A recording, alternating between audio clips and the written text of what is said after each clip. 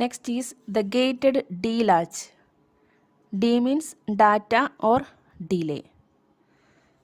So in the case of SR latch, when S equal to R equal to 0 and S equal to R equal to 1, the other input combinations are 0 1 and 1 0. That is, S and R are always the complement of each other.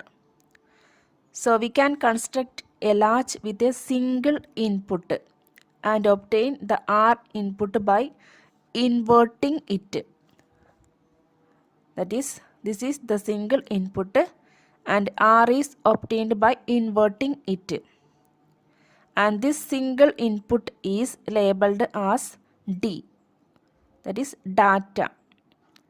And hence the device is called a D latch.